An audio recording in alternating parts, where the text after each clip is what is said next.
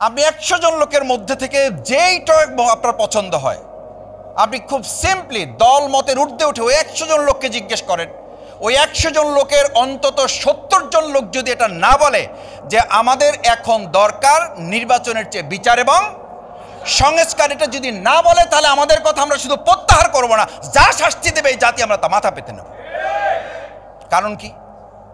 এটার জন্য কারণ তো আছে ভাই, এটার জন্য তো কারণ আছে। সেই কারণগুলো হচ্ছে আমাদের এই শিক্ষিত জাতি, শিক্ষিত অঞ্চল, শিক্ষিত গোষ্ঠী, তারাই আমরা বক্তৃতা করছি। আমার কথা না শুনলে টিউনও থাকতে পারবেন না, আমার কথা না শুনলে ওসি থাকতে পারবেন না, এলাকা ছাড়তে হবে।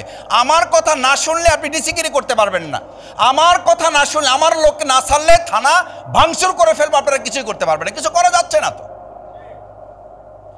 আমরা থানা রক্ষা করতে পারি না, সেই লোকরা হাজার হাজার কেন্দ্র আমরা রক্ষা করতে পারবো, এটা শফিকুল ইসলাম মাসুদ আমাকে কেন বিশ্বাস করতে হবে?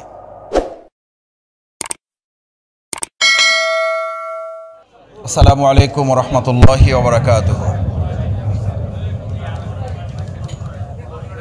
আজকে আদর্শ শিক্ষক ফেডারেশন এর উদ্যোগে আয়োজিত সেমিনারের সম্মানিত সভাপতি, বিশিষ্ট শিক্ষাবিদ, সাবেক ভাইস চ্যান্সেলর প্রফেসর ডক্টর কোরবান আলী, আজকের এই প্রোগ্রামের সম্মানিত প্রধান অতিথি, আর কিছুক্ষণের মধ্যেই যিনি আপনাদের সামনে গুরুত্বপূর্ণ বক্তব্য রাখবেন, বাংলাদেশ জামাত ইসলামীর সম্মানিত কেন্দ্রীয় নায়েবে আমির, সাবেক এমপি, বাংলাদেশ জামাত ইসলামী কেন্দ্রীয় শিক্ষা বিভাগের সম্মানিত সভাপতি, আমাদের একান্ত শ্রদ্ধাভাজন বিশিষ্ট শিক্ষাবিদ, জননেতা, সাবেক এমপি জনাব অধ্যাপক মুজিবুর রহমান আজকের অনুষ্ঠানের সম্মানিত প্রধান অতিথি। প্রধান বক্তার বক্তব্য রেখেছেন, আপনারা জানেন তিনি অন্য একটি গুরুত্বপূর্ণ প্রোগ্রামের কারণে কিছুটা আগে বক্তব্য রেখেছেন। সাবেক এমপি, সংগঠনের সংগ্রামী সেক্রেটারি জেনারেল, জননেতা জনাব অধ্যাপক মিয়া গোলাম পরোয়ার, অন্যান্য বিশেষ অতিথিবৃন্দ, সম্মানিত শিক্ষকবৃন্দ, শিক্ষক নেতৃবৃন্দ, আদর্শ শিক্ষক ফেডারেশনের সম্মানিত নেতৃবৃন্দ, আমার সামনে উপস্থিত সুধীমণ্ডলী, বিভিন্ন শিক্ষা প্রতিষ্ঠানের সম্মানিত শ্রদ্ধাভাজন শিক্ষকবৃন্দ, সাংবাদিক বন্ধুগণ, আজকের এই প্রোগ্রামের মূল বক্তব্য প্রধান অতিথি আর কিছুক্ষণের মধ্যে রাখবেন। প্রধান বক্তা দেশের সামগ্রিক বিরাজমান পরিস্থিতিকে সামনে রেখে শিক্ষা ব্যবস্থার সাথে সম্পৃক্ত অনেকগুলো গুরুত্বপূর্ণ বিষয় আপনাদের সামনে উপস্থাপন করেছেন। আমি খুবই সংক্ষেপে কয়েকটি কথা বলার পরেই আমাদের প্রধান অতিথি এবং সভাপতি তাদের বক্তব্য রাখবেন। সম্মানিত শিক্ষকবৃন্দ, আমরা ছাত্রজীবনে একটা সেন্টেন্স মুখস্থ করেছি, শিক্ষা জাতির মেরুদণ্ড। বিশ্ববিদ্যালয়ে পড়াকালীন সময় শিক্ষকরা আমাদেরকে বলছিলেন এটা একটু কারেকশন করতে হবে। তা আমরা বলতাম যে স্যার এটা তো কারেকশন করেই ঠিক করা হয়েছে। বলছেন এটা কারেকশন লাগবে। কারেকশন লাগবে এই কারণে যে শিক্ষায় শিক্ষিত জাতিই হচ্ছে এরকম যে এখন আধুনিক বিশ্বে স্লোগান তুলেছে, hour knowledge brings us near to ignorance. শিক্ষাই আমাদেরকে অজ্ঞতার দিকে নিচ্ছে, hour ignorance brings us near to death. এই কুশিক্ষা বা অশিক্ষা আমাদেরকে মৃত্যুর দিকে ঠেলে দিচ্ছে। সে কারণে শিক্ষাই জাতির মেরুদণ্ড, এটার সাথে যোগ করতে হবে আদর্শ শিক্ষাই জাতির মেরুদণ্ড। না থাকার কারণে যা হচ্ছে, না থাকার কারণে আমরা এখন পিয়ার পদ্ধতি বুঝতে পারি না, আমি বুঝতে পারি না, সেটা জাতির উপরে চাপিয়ে দিচ্ছে। এটা আরেকটা শিক্ষার পরে অত্যাচার। আরে ভাই, আমি বুঝতে পারি না, সেটা তো আমার সীমাবদ্ধতা। আমি সেটা কেন বুঝবো, আমি কেন বলবো? আমি এখানের সেমিনার সম্পর্কে, আলোচনা সভা সম্পর্কে যদি আমার জানা না থাকে, আমি যদি বলি যে এটা এখানকার লোকেরা আসলে জানে না, সুতরাং এই ব্যাপারটা আমাদের আলোচনা করার দরকার নেই। আমি খুব অবাক হই যে আমাদের খুব শিক্ষিত জাতির নেতৃত্ব যারা দিচ্ছেন, তারা যখন জাতিকে সামনে নিয়ে কোনো কথা জাতির উপর চাপিয়ে দিয়ে বলেন যে পিয়ার পদ্ধতি এই জাতি বুঝে না, তখন আসলে শুধু জাতিকে অবমূল্যায়ন বা তাদেরকে অন্যায়ভাবে তাদেরকে জুলুম করা হয় না, গোটা শিক্ষা ব্যবস্থাটাকে প্রশ্নবিদ্ধ করে তোলা হয়। দ্বিতীয় কথা হচ্ছে, আমি এই প্রসঙ্গগুলো এই জন্য বলছি, দেখেন আমরা স্থানীয় সরকার নির্বাচনের কথা বলি, কেউ কেউ মনে করেন যে এই স্থানীয় সরকার নির্বাচন বলার মধ্য দিয়ে আমরা নাকি নির্বাচনকে প্রলম্বিত করার একটা ষড়যন্ত্র কেউ কেউ এর মধ্যে দেখেন বা গন্ধ এর মধ্যে খোঁজেন। এই স্থানীয় সরকার নির্বাচন না চেয়ে আপনি যে আবার আমাদের সমস্ত নাগরিক সুবিধাগুলো বন্ধ করে রাখার এক বোকার স্বর্গে বাস করছেন, এ কারণে গোটা জনগণের একটা বড় অংশ বলছে প্রলম্বিত করার পরিবর্তে কেউ টেনে হিস্ট্রে নির্বাচনকে ত্বরান্বিত করার ষড়যন্ত্র করছেন। আপনি এখন, আমি প্রায় বলি, এখানে বাদ দেন, যদি এখানে মনে করেন এখানে মোটিভেটেড কিছু লোক আছে, এখানে ইন্টেনশনেড কিছু লোক আছে, চলেন রাস্তায় বের হন। এটার জন্য কোনো বড় গবেষণার দরকার নেই, এটার জন্য গণভোটও লাগবে না।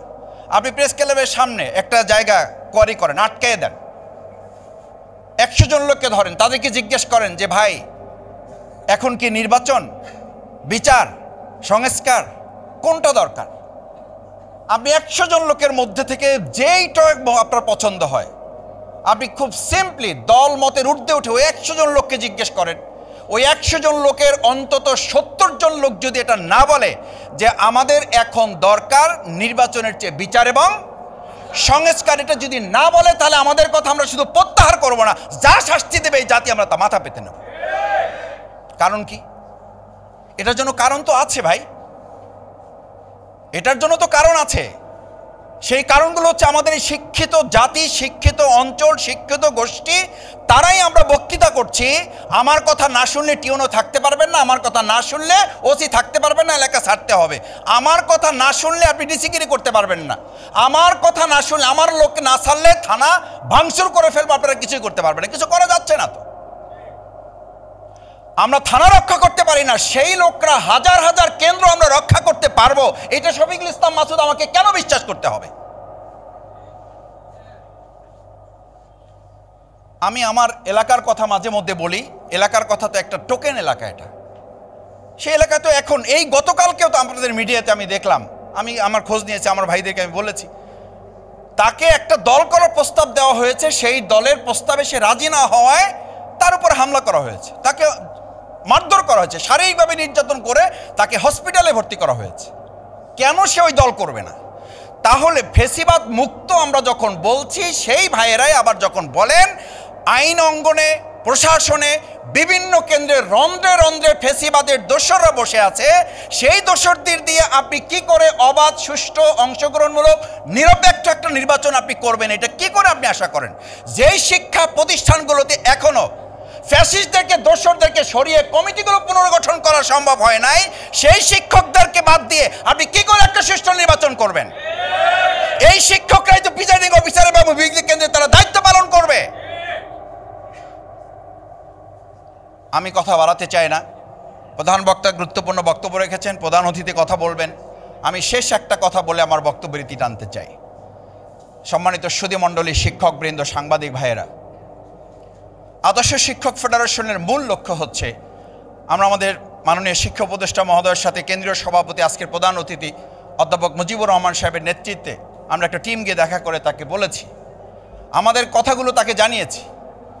সেই কথাগুলোর মধ্যে একটা উল্লেখযোগ্য কথা ছিল, আমাদের সম্মানিত শিক্ষকবৃন্দ যারা বিভিন্নভাবে এখনো নিগৃহীত, শিক্ষকদেরকে রাস্তায় বসিয়ে রেখে আমরা চেয়ারে বসে থাকি, এটা একটা জাতির উন্নতির কোনো চিত্র হতে পারে না। শিক্ষকদেরকে দিনের পর দিন রাস্তায় ঘুরিয়ে আমরা এসির মধ্যে বসে সিদ্ধান্ত গ্রহণ করে দেশ চালাবো, এটার জন্য আমাদের ভাইয়েরা, বোনেরা, আমাদের শিক্ষকেরা এই প্রেস ক্লাবের সামনে